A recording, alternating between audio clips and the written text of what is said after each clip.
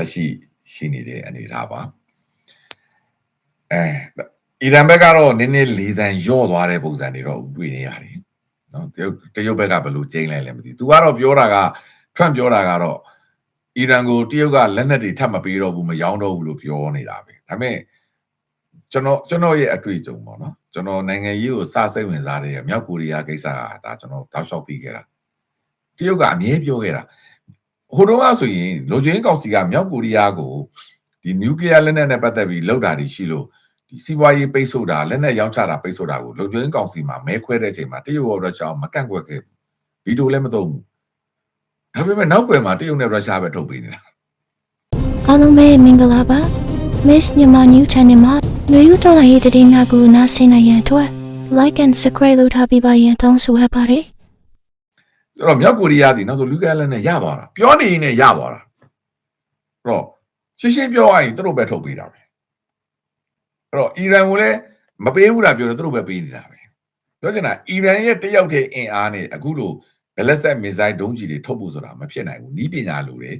အဓိကကုန်ကျန်းပစ္စည်းလိုတယ်မော်တာတွေလိုတယ် software တွေလိုတယ်ဒါတွေအားလုံးဒီဟောင်ကောင်ကနေတဆင့်တရုတ်ကုမ္ပဏီတွေကတွင်းပေးနေတယ်ဆိုတာလူတိုင်းပြောနေတာပဲအမေရိကန်လည်းဆက်ရှင်နေချထားတာပဲပြောချင်တာကအီရန်နိုင်ငံဒီလောက်ထိလက်နက်တွေပိုင်ဆိုင်လာတာဟာတရုတ်ရဲ့ဒါလက်ဝေခံပဲဆိုတာသေချာသလောက်ရှိနေတယ်နော်မြောက်ကိုရီးယားလည်းထိုဒီလည်းကောင်းပဲတရုတ်ရဲ့လက်ဝေခံပဲအဲ့တော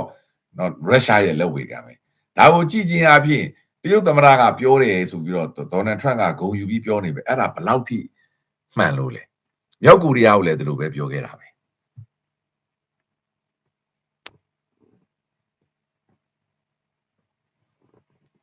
အဲ့တော့လောက်ရက်ခေါ်တာပေါ့နော်ဒီသမ္မတထရန့်ရဲ့ပထမသက်တမ်းလုံးကကြတော့သူကရီပတ်ဘလစ်ပါတီမှာသမ္မတအလောင်းဝင်ရွေးခံတဲ့အခါမှာဘယ်သူမှထရန့်ကိုသမ္မတအလောင်းပြီးဘယ်သူမှမသိဘူးဘယ်သူမှလည်းနိုင်မယ်လို့မထင်ဘူးသူအပျော်ဝင်ရွေးတယ်သူလည်းနိုင်မယ်လို့မထင်ဘူးဒါပေမဲ့ရီပတ်ဘလစ်မဲဆန္ဒရှင်တွေကဘလို့ချော်တုံးငေါ်သွားလည်းမသိဘူးနောက်ဆုံးသူ့ကိုသမ္မတအလောင်းရွေးလိုက်တဲ့အခါမှာအားလုံးအံ့ဩသွားတယ်အဲ့ဒီမှာသူမစ္စကလင်တန်နဲ့ပြိုင်တဲ့အချိန်မှာလည်းသူနိုင်မယ်လို့ဘယ်သူမှမထင်တာဘူးကလင်တန်ပဲနိုင်မယ်ထင်တာအဲ့ဒါလည်းသူကိုယ်တိုင်မမျှော်လင့်ပဲနဲ့သူကိုယ်တိုင်လည်းမမျှော်လင့်ထားဘူးလို့ပြောနိုင်သွားအောင်သူမိသားစုကနိုင်သွားတဲ့အချိန်မှာသူအဲ့ဒီအချိန်မှာအစိုးရဖွဲ့တဲ့အချိန်မှာပုံမှန်အစိုးရနိုင်ငံရေးနားလေတဲ့လူတွေပုံမှန်စီမင်းစည်းကမ်းရှိတဲ့လူသူရွေးချယ်လိုက်မိတာဖြစ်တဲ့အတွက်ပထမသက်တမ်းမှာသူလှုပ်ချင်တာဖြစ်ချင်တာကိုသူ့ရဲ့ဝန်ကြီးတွေသူ့ရဲ့အစိုးရတွေကလုံးဝမပေးဘူးသူအရန်ကန့်ကွက်ခဲ့တယ်သူလှုပ်ချင်တိုင်းလှုပ်ခွင့်မရခဲ့ဘူးဒါပေမဲ့အဲ့ဒီရဲ့အတွေ့အကြုံကိုသူကဂျိုးဘိုင်ဒန်ကိုရှုံးသွားတဲ့အခါမှာဂျိုးဘိုင်ဒန်ကိုရှုံးပြီးအင်ဖြူတော်ကနေသူထွက်သွားတဲ့နေ့အစားပြီးသူသမ္မတပြန်ဖြစ်ဖို့အတွက်နေ့တိုင်းမဲဆွယ်တော့တာသူကဘယ်လိုပြောမလဲစားကောင်းမှန်းသိသွားပြီလေပြောချင်တာအမေရိကန်မဲဆန္ဒရှင်ပြည်သူတွေကိုလှိမ့်လို့ရပြီပေါ့ဗျာသူစီယုံလို့ရပြီသူသိသွားပြီနေ့တိုင်းမဲဆွယ်တော့ဟိုဘက်ကအုပ်စုတွေကလည်းကြားပါများလာတော့သူ့ကိုယုံတယ်သူကဘာကို base ခံလိုက်လဲဆိုတော့လက်ရစွန်းမူဝါဒပေါ့ဗျာနော်ဒီလူဖြူမျိုးသားရေးဝါဒကိုသူကကင်ဆွဲပလိုက်တာဘာသာရေးကိုကင်ထည့်ပလိုက်တာကင်တဲ့အချိန်မှာသူ့ကိုထောက်ခံတဲ့လူကများနေ့တိုင်းပြောတယ်ဗျာပတ်စံလဲသုံးနိုင်တယ်ဗျာပြီးတော့တထေးတွေကလည်းသူ့ကိုအရန်ကြိုက်တယ်အဲ့တော့ဘာပြောတော့သူအစိုးရဖြစ်ရင်တထေးတွေကိုဝန်ကြီးခန့်တယ်ဗျာတထေးတွေကိုအစိုးရအလုပ်တွေချပေးတယ်ဗျာတထေးတွေကပို့ပြီးအခွင့်ပို့ချမ်းသာတာပေါ့ဗျာပြောချင်တာဘူဇွာလူဒန်းစားတွေအကြိုက်ပေါ့အဲ့လိုသူရွေးချယ်လိုက်တဲ့ကမှာသူပထမသက်တမ်းတုန်းကသူခံခဲ့ရတဲ့အတွေ့အကြုံများအရာဒုတိယသက်တမ်းမှာသူနိုင်သွားတဲ့အခါမှာဂျိုးဘိုင်ဒန်ကိုအပြတ်သက်နဲ့ကင်မလာဟဲရစ်ကိုနိုင်သွားတဲ့အခါမှာဒီတစ်ခါတော့သူ့ကိုသစ္စာရှိမဲ့သူ့ကိုပြန်မကန်နိုင်မဲ့အရေးချင်းမရှိတဲ့လူတွေအားလုံးကိုဝန်ကြီးခံတော့တာတော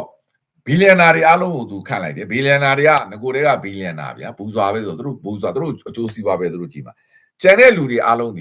ီလုံးဝဝန်ကြီးမဖြစ်နိုင်တဲ့လူတွေနော်လွတ်တော်ကိုယ်စားလှယ်လည်းမဟုတ်သူစိတ်ကြိုက်ဗျာသူ့ရဲ့တကယ်အမာကန်လူယုံတွေကိုဝန်ကြီးခံပလိုက်တာအဲ့ဒီအချိန်မှာဒုတိယသက်တမ်းမှာ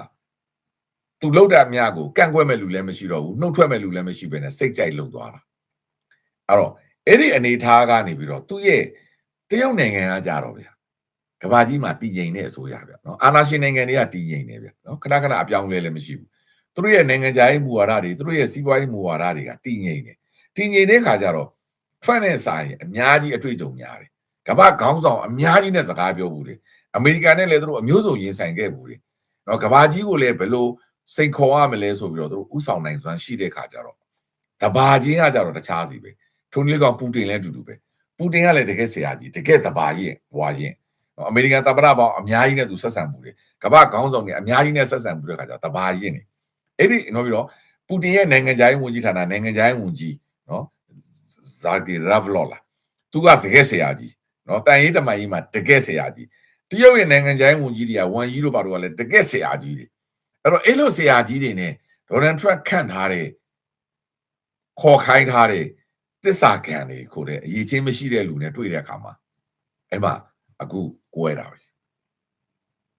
ဒါပဲအဖြစ်ရတာပဲဘာကြောင့်လဲကိုစိုက်ထားတဲ့အပြင်ကိုပြန်ရဲရတာပဲသူရွေးချယ်ထားတဲ့နီလန်ပဲပြောချင်တာကကဘာကြီးကို social media ကနေ post တင်ပြီးအုပ်ချုပ်လို့မရဘူးတိုက်ပြည်တပြည်ရဲ့အနာဂတ်နဲ့တိုက်ပြည်ရဲ့နိုင်ငံခြားရေးမူဝါဒတွေစီးပွားရေးကို social media post တင်ပြီးလုပ်လို့မရဘူးကဘာကြီးရဲ့ခေါင်းဆောင်တွေကဒီလိုဆွေးနွေးလို့မရဘူးပြီးတော့ပြောင်းလိုက်လှန်လိုက်ပေါ့နော်မောက်ချီလှန်ချီလုပ်လို့မရဘူးဈေးကွက်ကတော့သူပြောတဲ့စကားက the president word is matter ပေါ့နော်အင်္ဂလိပ်လိုပြောရင်ဒီသမရရဲ့နှုတ်ထွက်စကားကဈေးကွက်ကိုဒါလိုက်ထိခိုက်နိုင်တယ်လှုပ်ခတ်နိုင်တယ်တက်ရောက်မှုရှိတာဖြစ်တဲ့အတွက်သူပြောလို့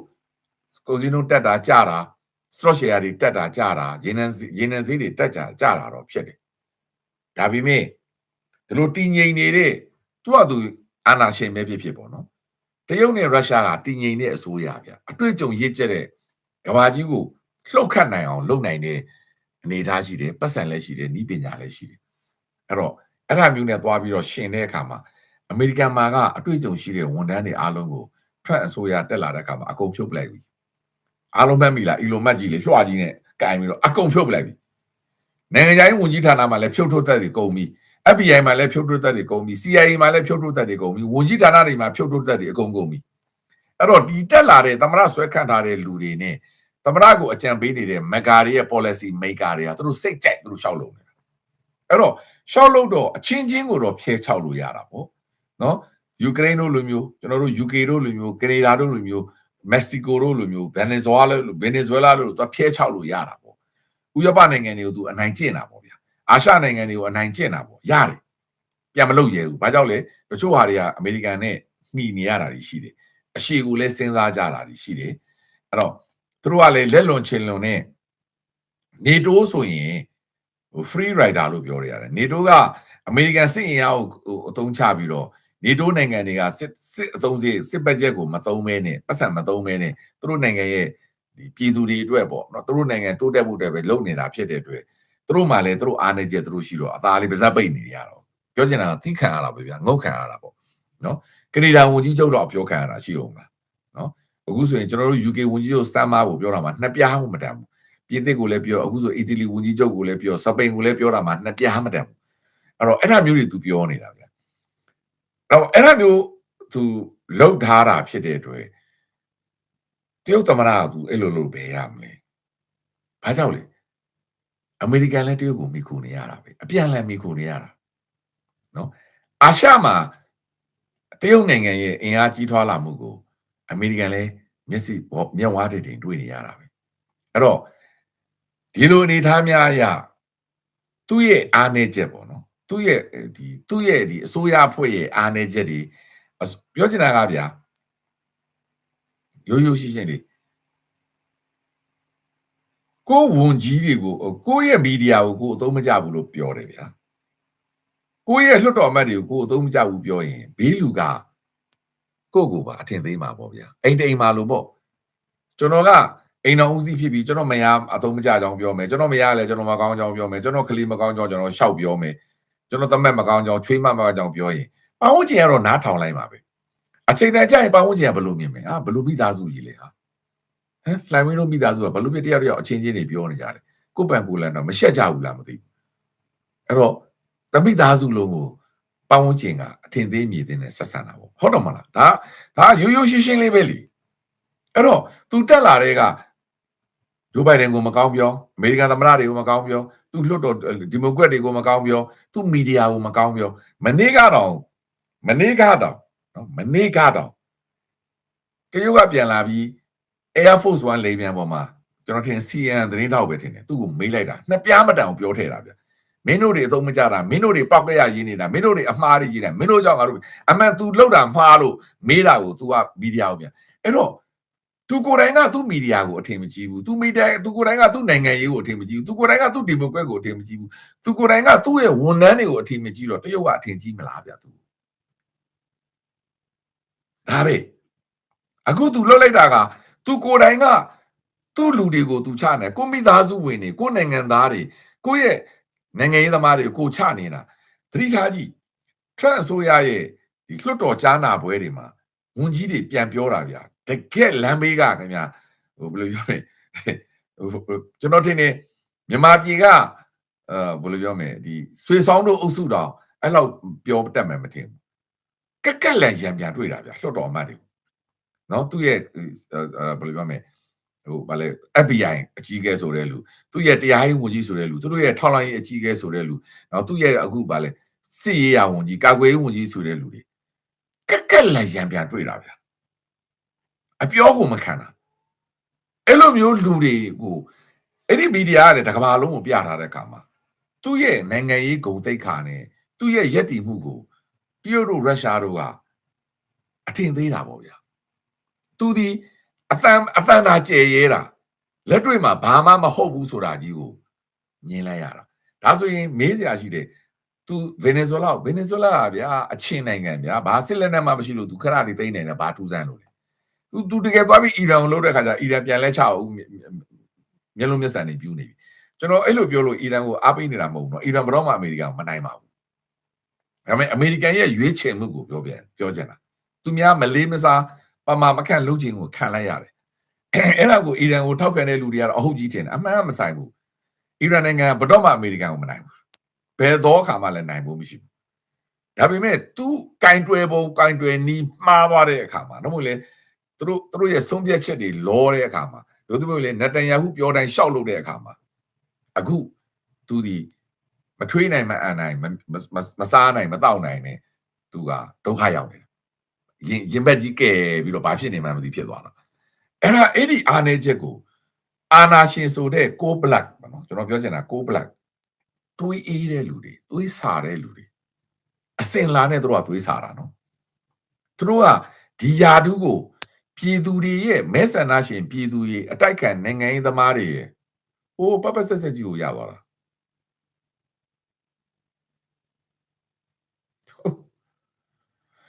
အတိုက်ခံနိုင်ငံရေးသမားတွေရဲ့ဘယ်လိုပြောမလဲသွေးပေါင်းမြောက်များစွာကိုရင်းပြီးတော့ဒီအာဏာကိုယူထားတာဗျဒေါ်နယ်ထရန့်ကပြည်သူမဲကိုလင်းနှစ်သူစ조사ခဲ့တယ်အဲ့ဒါကိုတော့ကျွန်တော်ဒေါ်နယ်ထရန့်ကိုကြီးကျူးတယ်ဒေါ်နယ်ထရန့်ဒီဇွဲတော့ကြီးတယ်သူ့လောက်ဘယ်သူမှမဲမဆွဲနိုင်ဘူးဗျ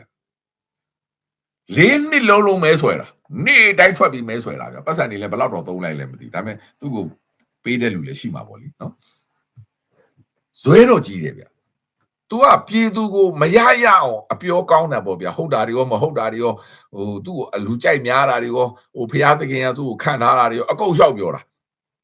အဲ့တော့လူကြိုက်များတာပဲအကြိုက်ပဲလိုက်ပြောတယ်ဗျနိုင်ငံသားအကြိုက်လဲပြောတယ်မွတ်စလင်အကြိုက်လဲပြောတယ်မွတ်စလင်အကြိုက်သူပြောသွားသေးတာအားလုံးမှတ်မိမှာပါကျွန်တော်လိုက်မှာပြောဘူးတယ်မင်းတို့မပူနဲ့ပါလက်ဆိုင်ကိုငါကဲပါပါလက်ဆိုင်နေငါတပရာဖြစ်ကောင်းပြီမွတ်စလင်လည်းယုံပြီးသူ့ပဲပေးလိုက်တာပဲအခုသူတက်လာတဲ့ခါမှာပါလက်ဆိုင်အခုကငါးပါးမောက်သွားပြီဂါဇာလူတိုင်းသိတယ်အဲ့တော့အဲ့ဒါမျိုးတွေနဲ့မစားရဝခမန်ဂတိတွေပေးတယ်ဒါသူ့ရဲ့ဇွဲတော့ရှိတယ်ဒါပေမဲ့ तू ကပြည်သူရဲ့မဲကိုကြီးပြူနဲ့ပြည်သူတွေသူ့ကိုမဲပေးခြင်းလာအောင် तू စီးယုံနိုင်ခဲ့တဲ့အရေးချင်းကတော့စူပါပဲဒါသမ္မတဒေါ်နယ်ထရန့်ကိုဒါအလွန်မတန်ချီးကျူးပါမှာဇွဲကောင်းတယ်လို့ခေါ်တယ်ဒါပေမဲ့ဟိုဘက်ကအာဏာရှင်တရုတ်ရုရှားပြည်သူကမဲတောင်းခဲ့တာမဟုတ်ဘူးပြည်သူရဲ့အသက်တွေသွေးတွေကိုရဲဆက်ဗမာလိုပြောရင်တော့သွေးတောက်ပြီးတော့ပေါ့နော်ရဲဆက်ဖိနှိပ်ပြီးမှအာဏာရတာဘဲတူပဲစိတ်တက်ခြင်းဘလို့မှမရှင်လို့မရဘူးအဲ့တော့သူ့လိုစီးပွားရေးသမားလည်းမဟုတ်ဘူးသူတို့ကနိုင်ငံရေးအာဏာကိုတသက်လုံးစုပ်ကင်ထားခြင်းတဲ့လူသူကစီးပွားရေးသမားအရာရာကိုစီးပွားရေးအမြင်နဲ့ကြည်တာသူကအရာရာကိုလှုပ်ချင်တာအဲ့ဒါမျိုးလူနဲ့ထိတ်တိုက်တွေ့တဲ့အခါမှာအခုလိုအမှန်ရှင်းရှင်းလေးငါတို့အမေရိကန်ရဲ့ပစ္စည်းတွေမသုံးရင်မင်းတို့နိုင်ငံငါတို့လာစရာမရှိဘူးငကိုတဲ့ညှိထားပါမင်းတို့အဲ့လိုလို့ငါတို့မလာတော့ဘူးဆိုဘာလုပ်လို့ရမှာဒါပေမဲ့ तू ကငန်းတက် တရုတ်ဖြစ်နေတာပူတင်ဖြစ်နေတာသူကိုယ်တိုင်ကတက်လာတဲ့ကသူ့ရဲ့မဟာမိတ်တွေကိုချနေပြီးတော့ပူတင်ရှီကျင်းပင်ကဘာပေါ်မှာအကောင်းဆုံးသမရဆိုပြီးတော့ငငတ်တက်ဖြစ်နေတဲ့အခါမှာသူ့ကိုကောင်းကောင်းချနေလိုက်တာကျွန်တော်မသိတာလည်းဖြစ်မယ်သိတဲ့လူများရှိကြပါအရင်တော့ကကျွန်တော်ဒါမျိုးတစ်ခါမှမကြားဘူးကျွန်တော်မသိတာလည်းဖြစ်မယ်အစိုးရတစ်ဖွဲ့သွားတဲ့အခါမှာအဲ့ဒီအစိုးရပဲကိုပိုင်ဖုန်းတွေတော့ပိတ်မသုံးနဲ့ပေါ်ပါဗျာအစိုးရကိုဆိုလဲဒါဘလောက်စော်ကားတယ်လေမှန်ပါသလား yes or no မှန်ပါသလားကျွန်တော်ပြောတာ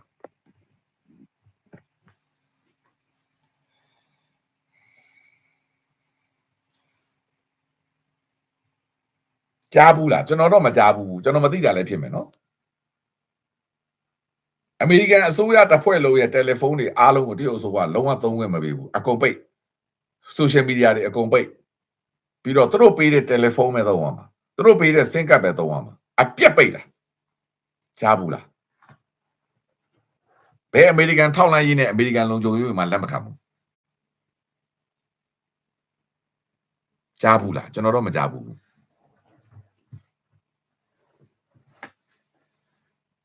ပြောချင်တာကဒါဒီကဘာပေါ်မှာရှိတဲ့ ruling power ကိုလူဘာဝတာပဲလေသဘောတူပါသလား yes or no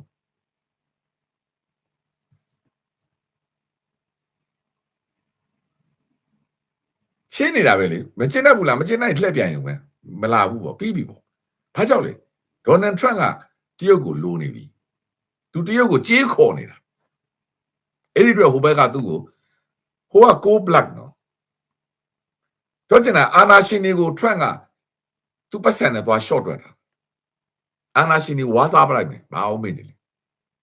အခုလက်တွေ့လို့ပြလိုက်တာ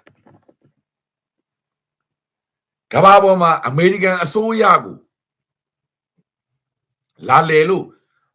ဝန်ပန်းတန်လေလှလိုက်လေကြိုးဆိုတာပဲကြားဘူးတယ်အမေရိကန်အစိုးရလာတဲ့အခါမှာမြစ်ပစ္စည်းတွေအကုန်ထားခဲ့ငါနိုင်ငံမှာမသုံးရ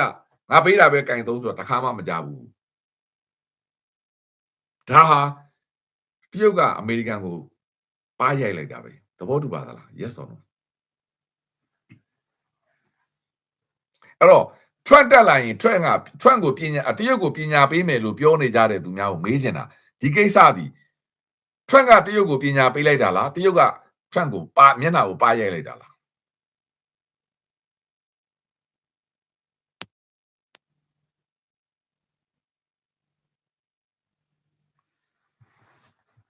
ဒါပေါ်သေးသေးကိစ္စမဟုတ်ဘူး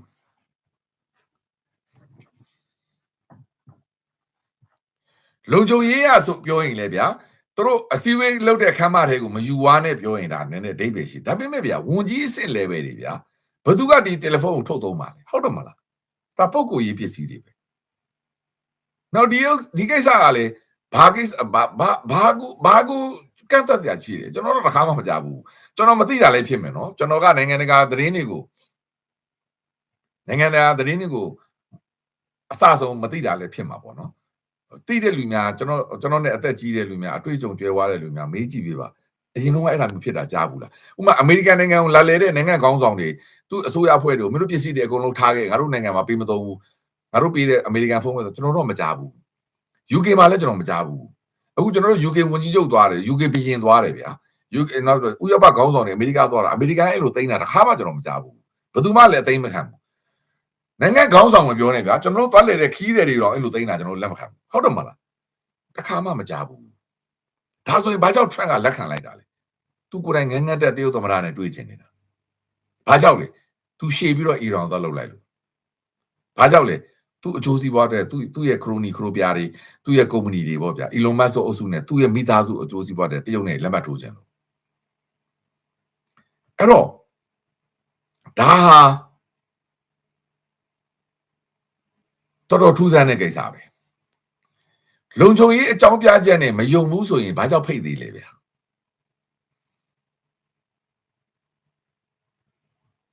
ခါတော့မလားရှင်းနေတာပဲလေကိုအမေရိကန်သမ္မတဗျာကဘာကြီးကိုရူးလုပ်နေတာရှော့မတွက်နဲ့အမေရိကန်ကိုရှော့မတွက်နဲ့